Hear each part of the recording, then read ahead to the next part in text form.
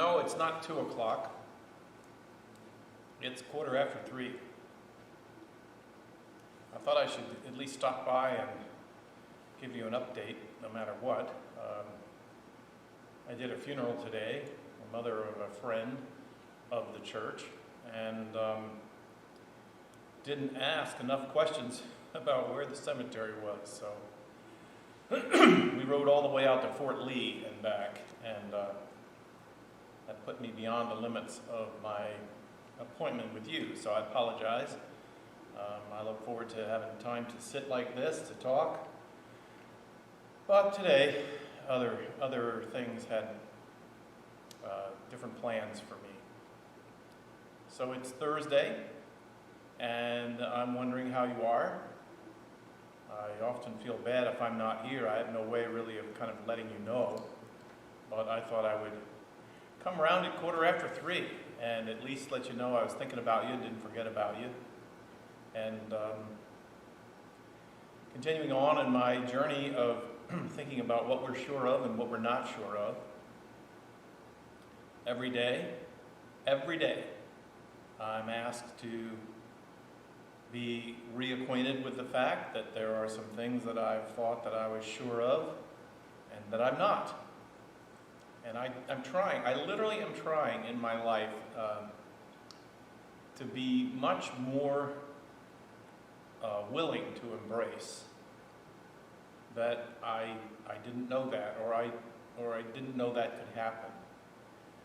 Rather than what has been my MO, which is, oh yeah, I know. No, I don't. Today in particular, I'm just feeling, just as a pastor, I'm really feeling for the uncertainty that is associated with parents and children. And children of all ages, from preschool age where we're working to help families, all the way up through college. The uncertainty of what is to happen. And it's not an uncertainty like, being so overly afraid of being injured, although that's there with the pandemic. It's just the uncertainty of not knowing what a normal day is going to be like as far as school is concerned. The fear for the safety of teachers and for the janitors and the staff, and at the same time knowing that school is integral to the economy. It just is. I raised 4 children, and now I have a stepdaughter, and there's just no way that my life could have been organized around being responsible, full-time care, present for my children without the school system. It allowed the wheels to turn. At the same time, I'm also aware that there's just not a lot of guarantees of healthy environment out there. It's still, we're lucky, not lucky, we worked hard for it to have the low incidences of the virus that we have, but we paid a high price for it. But we did it, and nobody wants to see that lost. And certainly no one wants to get the virus. I don't know, 3 months ago, someone told me they were tired of talking about the virus. Could I please talk about something else? I'm trying. It is in my day, all day long, in all the conversations I have, and I'm not even really watching the news that much anymore. So today, I know. I don't know. And a journey of faith is a journey of embracing I don't know. This isn't the first time it's occurred to me, but it's always amazing to me that we talked about Abraham and Sarah starting the journey with God, and the basic contract was, if you walk with me, I'll walk with you, and that's it. It'll be a blessing to the world. We'll be a blessing to the world because you have me and I have you, and together we'll make our way and make a blessing in this curse-filled world. Moses. Moses goes down to Egypt. He goes back down to Egypt where he grew up, but now under a new identity. He bargains with the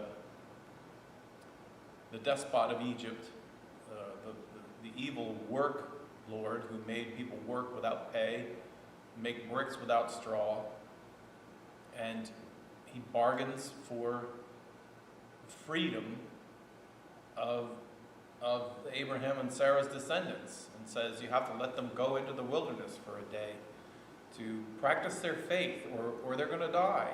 They're going to be extinct. You have to give them the freedom to go a half day's journey into the wilderness and let them do homage, let them do honor to their relationship with the God of the universe. That's how the conversation started, by the way. And then Moses calls upon the signs and wonders of heaven and tries to break the back of the oppressive Lord, the work Lord, who believes only in making people work, especially work without pay, and work without a day off, and work without any enough pay to make a living. That's Pharaoh for you. But when the battle is won, and Pharaoh finally concedes for a while, it says that Moses rounded up all the children of faith, all the people that wanted to be in on this deal of walking with God in an adventure of life, and walking with God and holding God's hand and God holding their hand and moving together through life as a partner with the living God. Everybody that wanted to be a part of it was invited to walk out with Moses and head out. And this is recorded. Moses led the people out of Egypt and had no idea where he was taking them. It says this: he went out not knowing where he was going.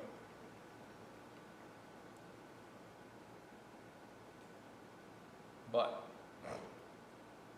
walking in faith with God. Not to a known destination, but under a contract of conditions of our travel. God is with us. Destination unknown. God is with us. Conditions unknown. God is with us. Moses went out not knowing where he was going. But it's not described as a condition of great anxiety, because the promise never was to know where you were going. The promise was to know who's going with you and who you're going with. Partnership together through the adventure of life, and the road unfolds in front of you. That's more what it feels like these days. I don't know where we're headed. Great big looming possibility of a terrible bout with this pandemic that would result again in, large numbers of bodies needing to be disposed of. It was horrible. It's easy to forget. Anyway, so I wasn't here. I was called away on a journey to be with a family that's grieving the loss of a mother and a grandmother, and going there to reassure them that God is with them even now on this stage of their journey. So in reminding, I am reminded. And being reminded, I am reminding you. God bless you, my friends, in whatever journey you're on for this day. And I will see you tomorrow. Remember I said it yesterday, Lord willing, and the creeks don't rise. Well, the creeks, I guess, in some ways rose. God was willing to have me be somewhere else. So we'll see what tomorrow holds. God bless you.